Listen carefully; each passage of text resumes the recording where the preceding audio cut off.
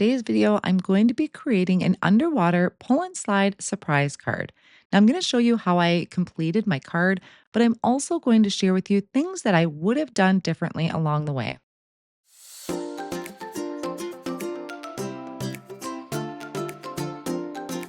I'm going to start by stamping out and coloring in my images. Now, the stamp sets that I used is the Ahoy Matey, Shello Friend, Mermaid For You, and Smooth Sailing. I just kind of went through my collection and figured out which underwater images I wanted for my scene. I'm using my Misty stamping tool to stamp my images, and I have the Lawn Fawn 80-pound white cardstock, and I'm going to ink up the images with the Lawn Fawn jet black ink because I'm going to be using my Copic markers today to do some coloring. Now, my idea for the pull and slide surprise was to have kind of this underwater scene on the front. And then when you pulled it up, the surprise would be the buried treasure underneath. So I have some cute little images to go with my scene, starting with this fish. And I did a little bit of experimenting with colors. I have R12, YRO2, RV13, and RV10. Kind of gave the fish a little bit of coral color. Then for the gold, I am using Y35, Y18, and Y04. I also use that same color combination for that little starfish, blending everything out and just adding kind of that darker color to one side to give it that contrast. Then I have this rock. This came from the Mermaid For You stamp set. I just needed something to kind of ground my treasure chest. So for that, I did T5, T4, and T2, adding the shadowing kind of to the lines of the rock or the lines that are stamped down, and then just blending that out with a lighter color. I also did the anchor. Now, the anchor I didn't end up using, but I did still want to leave in the coloring in case you decide you want to use that in your underwater scene. My other sea critter I am coloring it with R08, R05, and R22. And then I also stamped that little gem. And I thought about doing like a ruby to go with my treasure chest, but I already had some reds and corals in there. So I went with green, which is YG07 and G08. And then I moved on to the treasure chest. So I started using E35, E33, and E31, but quickly discovered that the tip of my Copic marker for E33 is completely shot. So I ended up just using E35 and blending out a lot with the E31. And then for the back of the lid on the treasure chest, I did E37, E35, and E31. Then I just have the last pieces on the treasure chest to color in. And for that, I went for an YR27, YR24, and Y26 to kind of give it that tarnished gold look. Now, sometimes what I like to do after I finish coloring is put this back in my Misty tool, especially if I remember to leave the stamps there. And I like to stamp over the top of the image again. I know it can be risky, but I feel like it does help the black lines pop a little bit more. I lined up the coordinating dies, held them in place with Post-it tape, and ran that through my die cut machine. And now I'm going to work on the seashells. So I am using these stitched seashells, and I'm going to die cut them out of 80-pound white cardstock. I'm going to be doing some ink blending to color in my seashells, but you could just die cut them from colored cardstock. I personally love starting with white because I feel like I can really customize my colors for this. So I'm starting out with one of the seashells and using peach fuzz. That's going to give it kind of a nice glow. And then I'm going to come in with peachy keen, kind of starting at the bottom of the seashell and blending up. Next, I'm going to come in with another seashell. And for this one, I started with Merman ink. Again, just blending over the entire thing kind of lightly. I'm not going real heavy handed with this. And then I'm going to come in with Juice Box, but very, very carefully because Juice Box was a pretty intense color. I did tap off a lot. And then I'm also coming in really, really light handed, but I love the transition of color on these seashells. And then for my starfish, I am starting out with a sugar cookie. So again, just a really nice light base color to kind of make it look like they're glowing. And then coming in with number 2 pencil. Off screen, I did a little bit of extra die cutting, and these pieces come from the platform pop-up wave wraparound. And I'm going to blend these similarly to like I did to the seashells. I'm starting out with a celery stick ink, doing that to all of them. And then I will come in with jalapeno and just add it to maybe one side or one kind of area of the seaweed just to give it that contrast. And I am working on a silicone mat. This just kind of helps my pieces from not sliding all over the place, but it also allows me to kind of glide onto my cardstock. Now, once I have all of my pieces blended, I'm going to set these off on the side, clean up my work surface, and I'm going to start working on the background for my interactive portion. Now, I did use the pull and slide surprise. This is die cut out at 80-pound white cardstock. I did the two pieces, the top cover and the tab. And then I have another piece of cardstock that is cut to 3.5 by 4 3/4. So the piece on the right hand side is cut to the same size as my pull and slide surprise. So it's going to match in width and height. And I'm using that to die cut out some stitched simple wavy borders. My idea is to create the ocean floor. And there are a few things I would have done differently. For instance, here, I would have made this a little bit higher because after the fact, you're not even going to see it. And I'll talk more about that when I hit that point. But I used my pull and slide, the front of the pull and slide, as a guide so that I could get my ocean bottoms kind of lined up correctly. So if you're doing any die cutting like this, make sure one of them is just a little bit higher than the other. I'm going to ink blend these as well. So I started out with sugar cookie ink, just kind of giving a light coating of that color over both of the borders. Then I'm going to come in with pizza crust, and I am using a blending brush for this. There are lots of different blending brushes on the market. This one, the bristles are not very compact, they're very fluffy, which allows me to kind of wisp over the borders, I guess I would say. It's a really, really light application.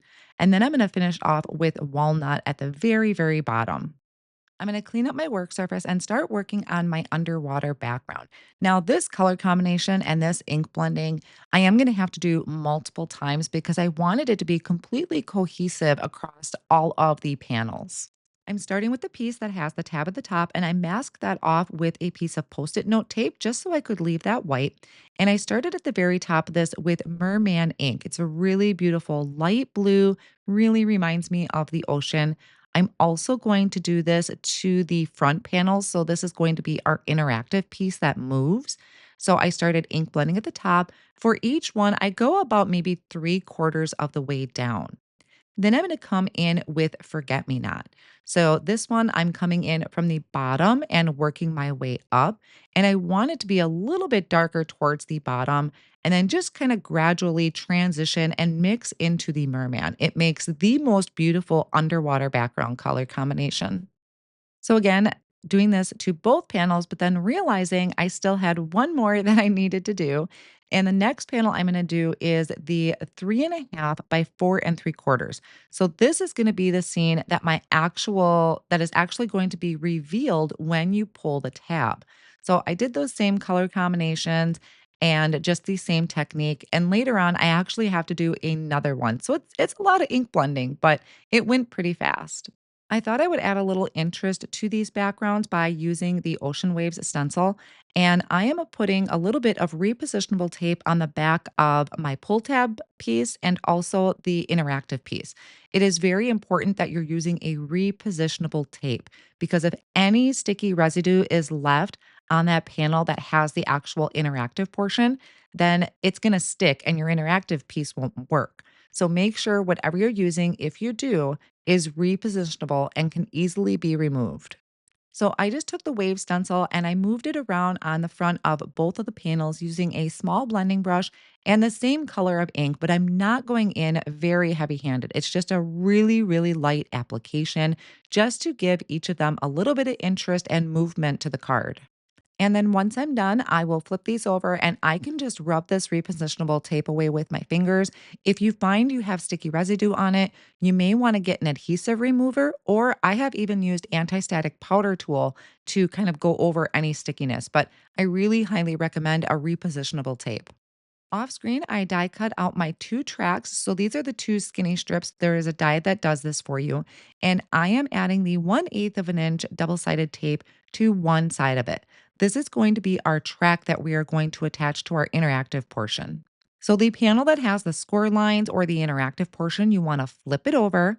Then I can remove the backing of that double-sided tape and I'm going to line these strips up on each side. So you can see here, I'm just lining it up flush with the edge and I'll do the same thing on the other side. And that is our track for our interactive piece. Now, once that is done, we can flip this back over. And when we originally die cut this, it did provide these score lines for us.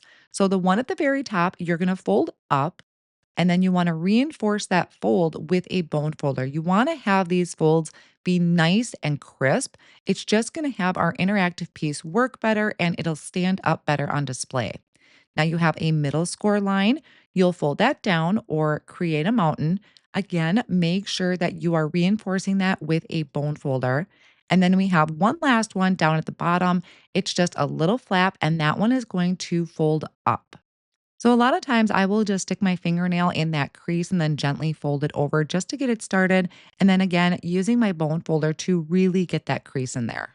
Now we are going to flip this over and that last tab that we did or that last fold we did, we want to put double-sided tape on the back of that because this is what is going to attach to our tabbed panel. Now, I'm going to stay right here. If you kind of know what your scene is going to be, you're going to want to put your sentiment on now before you attach this top panel, and you'll see why in a minute. But what you're going to do is you're going to take your folded piece you just did, and also your tabbed piece. And you're going to line up these two pieces so that they are flush. You want the tops to line up perfectly. Your tab is going to line up in that notch area. And then you can remove the backing of that double sided tape on that bottom flap and then fold that down. So it's really, really easy to put together, but you are going to need to kind of have a plan in action so that you can get your sentiment stamped on there before your pop up comes in. And now I can start working on the assembly. So here I have my two ocean bottoms that I did, and you're going to see why I mentioned that you should have one that probably goes a little bit higher.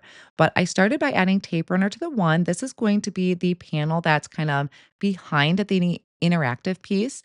So right now, it looks really good. I'm really happy with the placement of that. So I can start filling it in and start decorating it. There is the rock that I had mentioned earlier. That is just kind of a grounding point for me.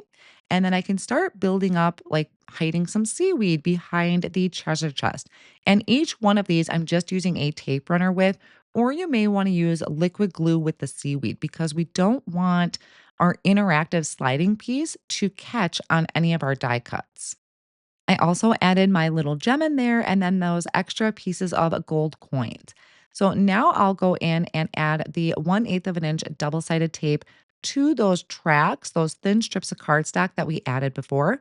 I'm going to place that over the top so we can start attaching our interactive portion. I'll remove the backing of both of these pieces and then we can place this over the top of our scene. So again, the piece with the treasure chest measures 3.5 by 4 3/4, which lines up perfectly with our pull and slide surprise piece. And so now when I pull the tab at the top, everything slides perfectly. I did have a couple little catches with the seaweed. So later on, I did come in and add some liquid glue behind it. And I do have some other tips to share about this a little later on. Now I can start decorating my cover. So here I brought in that other piece that's the sandy bottom or our ocean floor, and I'm going to pop this up so it doesn't get in the way of our interactive piece. So I'm adding thin strips of foam tape to this, and you're going to see when I open this why I mentioned having that one in the background be a little bit higher because we really aren't going to end up seeing it and I didn't think about that at first. I think it's a cool idea. I just probably should have either moved it up a little bit more or just made one of these a little bit higher. So now here, once I pulled my tab and I realized we really couldn't see it, I was kind of bummed, but I think it's still a really cool concept. And if you decide to do it, just make one a little bit bigger so you can see it in the background. Now I can start building up my scene for the front of the interactive card. And I always start by placing everything on there first and then kind of picking up the things in the background, working from back to the front. A couple key things to keep in mind is that anything past that fold, you do not want that to glue down. You want that to kind of pop up. So when they pull the tab, it's going to look like this cute little scene and not be glued down past that fold line. So a lot of times I'm using tape runner Maybe for the seaweed or some of the smaller pieces, I would use the liquid glue, but just make sure nothing is glued down past that center fold line. So I'm going to continue just filling in my scene with the seashells using my tape runner. Now, the anchor, I really thought it was a cool concept, but it just didn't work with the seashells on the front. And I didn't want to add too much more to the inside because I didn't want to risk my interactive part kind of catching any more than it already was. So now we come to one of my biggest dilemmas, which was I did not stamp a sentiment before gluing my interactive piece down. And I could have probably added something to the very front, maybe die cutting out a banner and stamping on a banner. But here was my solution is I picked out a sentiment from Ahoy Matey and I laid it out straight on my work surface. I picked it up with a clear block and then I'm going to stamp it onto the tab because that was my initial idea was to pull the tab and then have this sentiment right there under the tab. So I just went ahead, used my clear block and some black ink and stamped that down. Off screen, I did another ink blended panel with the same colors that I used for the rest of the card. That piece is measuring 4 1/4 by 5 1/2. So this is going to be my main card front piece. I am adding it to a side folding card base using a tape runner. And then I'm going to add foam tape behind my interactive piece and add this to the front of the card. If I had put my thinking cap on, I would have done another seafloor bottom on that piece as well, but I didn't think of it right away. Now, here are a couple tips is your images on the inside, you can flatten with a bone folder, just kind of burnish that down a little bit. You can also take an anti-static powder tool and just lightly go over it so that nothing sticky is sticking out and it'll help make your mechanism slide a little bit better. Now, I didn't add anything to that pull tab piece. There is a die in the pull and slide surprise collection that you can die cut out a tab and put it up there, but I'm okay with it just being white like that. I think it actually kind of looks a little neat, but everything works, everything slides really well. I'll be honest, I felt like it was kind of plain. I really wished I would have decorated that main background panel in some way, whether adding some fish to it or maybe adding that seafloor bottom. I really wish I would have thought that out a little bit better, but it's a great starting point and it's a great learning point for me. I came in with a few finishing touches, starting with unicorn stickles. I added that to the seashells just to give it some sparkle. And then I used a white gel pen to add highlights to the fish, the seashells, and also my seaweed. I say seaweed, but I meant to say algae, but I think you know what I mean. So, all in all, it is an adorable scene. I love these stitched seashells and the fun color combinations that I used for them. And then you pull it up and you reveal the underwater surprise, which is that treasure chest full of gold coins. I hope you enjoyed today's card project and are inspired to create using the pull and slide surprise. It is really a very easy interactive card to create. And I also hope that you find my tips useful when you go to create. Thanks for watching.